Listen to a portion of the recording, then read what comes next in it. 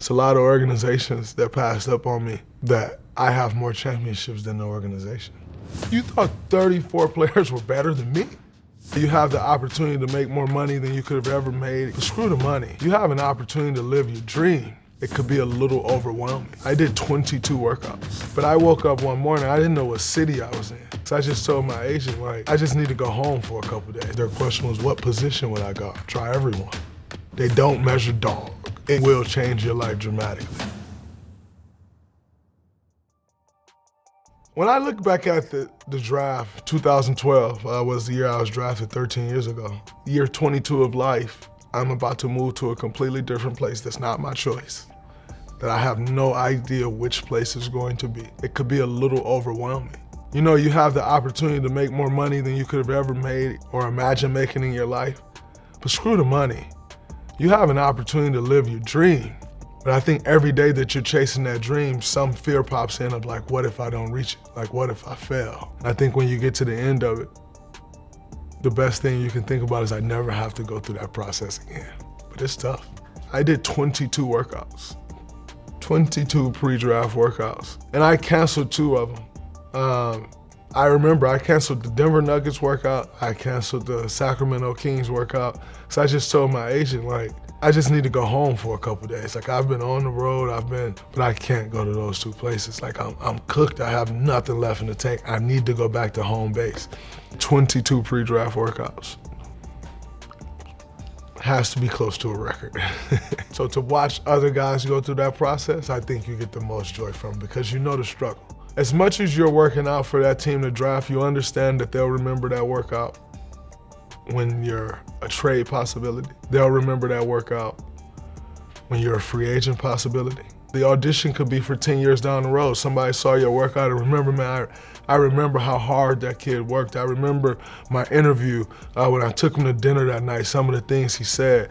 I remember getting to know that person, and now I have an opportunity that I can pay this person 2 years, $30 million. That's a huge investment, but I can draw back to that. I know who that person is to their core. But you only get one time to make a first impression. How did you talk to them? Were you responsive when they reached out to you to meet up with you? Maybe not even to the level of an assistant GM that picks you up from the airport.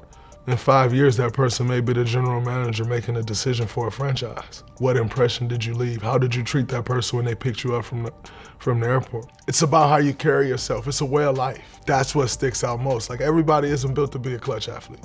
I always say it's the mob. It's the mob, it's who we are. If you don't stand for anything, you're probably not built to be a clutch athlete. If you're not willing to stand for something, you're probably not cut out to be a clutch athlete. So oftentimes I think athletes they're used for what they provide, but not taught how to use what they provide. Some things you can't measure. Unfortunately, they measure hand size, they measure foot size, they measure height, but they don't measure heart size. They don't measure heart capacity. They don't measure dog. Even the experts said I fell in the draft because their question was, what position would I guard? Well, that's ironic. Try everyone, every single one of them. I'm not the fastest guy in the world. I'm not 6'9", athletic. I'm not that guy. I'm 6'5" ¾ I'm smart. I'm competitive as hell. I'll do whatever it takes to win. And unfortunately for them, that don't check the box. But fortunately for me, that's why I have 4 championships. It's a lot of organizations that passed up on me that I have more championships than the organization. You thought 34 players were better than me? I couldn't believe it. So I'll never forget those 34 players that were drafted before me. And I'll never forget the teams that did it, including the Warriors that passed twice. As a 2nd round pick, there's no huge investment in you. There's no incentive for the team. When you draft someone with a 1st round pick, there's an incentive for a team, for a general manager to say, I got that pick right. 2nd round pick, they're just swinging. Great, if it works out, incredible. But if it doesn't, no one's going back they drafted this person in the 2nd round, it didn't work. It don't matter. But if you're on the roster, you'll get an opportunity. Like, it's the NBA. I'll never forget Mark Jackson pulling me to the side the day before my first NBA game.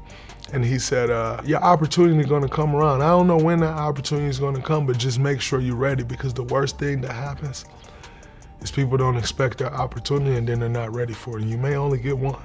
So just make sure you're ready for the opportunity when it comes. I didn't have a clue what he was talking about. And then game one rolls around the next day and I played 22 seconds. I went in to get a stop, came out. Went in to get another stop, came out. But one thing happened, led to another, and I started getting the opportunity. Whether it comes right away or in a year, it's coming. And just make sure you're doing everything in your power to stay ready for it. You get to live out your dream, possibly, or be crushed that your dream didn't happen. It can, no matter how it goes, it can and will change your life dramatically. It's up to you to decide what the change is. I think we're good. All right. Nice. Thank you so much. No problem.